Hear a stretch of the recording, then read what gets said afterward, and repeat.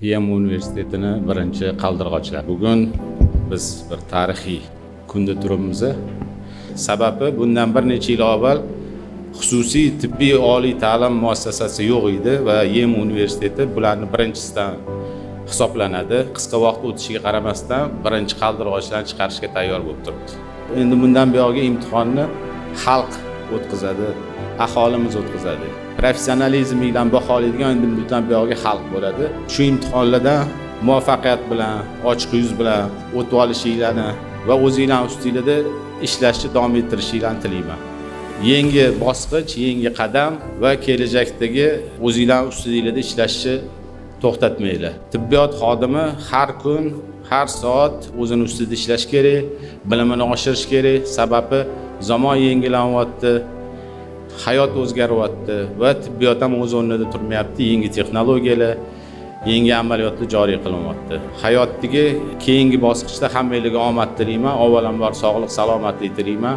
O'ylaymanki, shu bitiruvchilar orasida xudo xolasa kelajakda mana domlalarimizga o'xshagan professorlar, akademiklar, qahramonlar chiqadi degan umiddaman. Sog' salomat bo'linglar. Rahmat. Vrachlik kasbi bu juda oliyjanob kasb, sharafli kasb.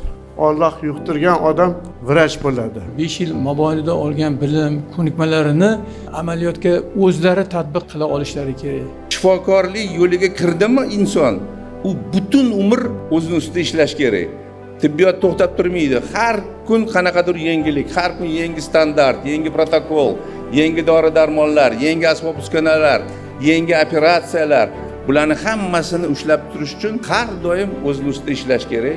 Shu kun biz bo'larmikin, bo'lmasmikin deb 5 yil davomida intiqlik bilan kutdik. Men o'ylaymanki, 5 yil davomida har bir shu yerda o'tirgan bizni talabamizga biz jonimizni berishga harakat qildik. Biz butun borlig'imizni berishga harakat qildik. Bu yerda men turib, butun EMU jamoasida faoliyat yuritayotgan pedagog o'qituvchilar, professor o'qituvchilar va barcha muallim, barcha ustozlar, barcha texnik xodimlar nomidan ijozat berasizlar o'z fikrlarimizni bayon etishga. Har bir shu yerda o'tirgan talabani ismi bilan, har bir shu yerda o'tirgan talabani xarakteri bilan, har bir shu yerda o'tirgan talabani dunyosi bilan, oilasi bilan biz yashashga harakat qildik. Har bir pedagog, har bir dekan, har bir prorektor va shaxsan o'zim har bir daqiqa, har bir soniya sizlar bilan hayot kechirishga, yashashga, o'qishga harakat qildik. 5 yil davomida biz sizlar uchun dunyodagi eng yetuk ta'limni berishga harakat qildik. Umr bo'yi to'plagan ustozlarimizdan olgan o'gitlarimizni, umr bo'yi ustozlarimizdan olgan mehrimizni biz sizga yetarli darajada yetkazib berishga harakat qildik. Va men o'ylaymanki, biz dunyodagi berilishi mumkin bo'lgan ta'limning eng oliyini sizlarga berishga harakat qildik. Bizga 2020-yil davomida ta'limga qiziqish bildirib, hujjatlarni topshirib, o'z kelajagini biz bilan bog'lagan mingdan ortiq talabani ichida mana 330 taginasi bitirib chiqyapti.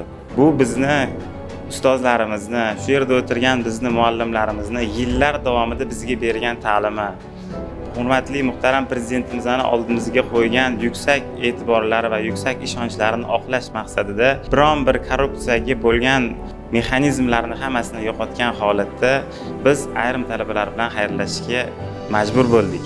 Og'ir tizimimizda shu darajaga yetdinglarmi? Demak, keyingi hayotinglar, keyingi qadaminglar porloqdir.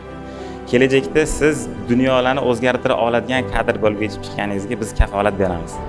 Va shularni barchasini hisobga olgan holatda sizlarga kelajakda oilangizga, o'zingizga sihat salomatlik, omadlar va qutlug' zafarlar tilagan holatda bizni qatorimizdan oshib ketib yuksak olimlar, yuksak professorlar, yuksak akademiklar bo'lishinglarni mana ustozlar duo qilib, niyat qilib turishibdi. Barchangizni Alloh yo'lingizni keng qilsin. Barchangizni Alloh yo'lingizni yorug' qilsin. Barchangizni oldingizga qo'ygan maqsadlaringiz va ota-onalaringizni duolari yo'llaringizni doim ochib, sizni barchangizni himoya qilsin. Bizni oldimizga nodavlat oliy ta'lim tizimini tashkil qilishda oldimizga qo'ygan muhtaram prezidentimiz tomonidan qo'ygan vazifaning eng yuksaki ham aslida shu. Siz bizni millatimizni, bizni O'zbekistonimizni rivojlantirishdan qo'ldan kelgan barcha ishni amalga oshirishingiz kerak bo'ladi. Barchasi puldan emas bo'ldi. Barchasi mehnat va bizning xalqimizning, Qorako'z xalqining sog'lig'i, Qorako'z xalqining kelajagi sizning qo'lingizda. Barchangizdan yana bir bor sog' salomat bo'lishingizni va o'z mehnatingizga sodiq bo'lishingizni ham tilab, ham so'rab qolaman. Katta rahmat e'tiboringizga uchun.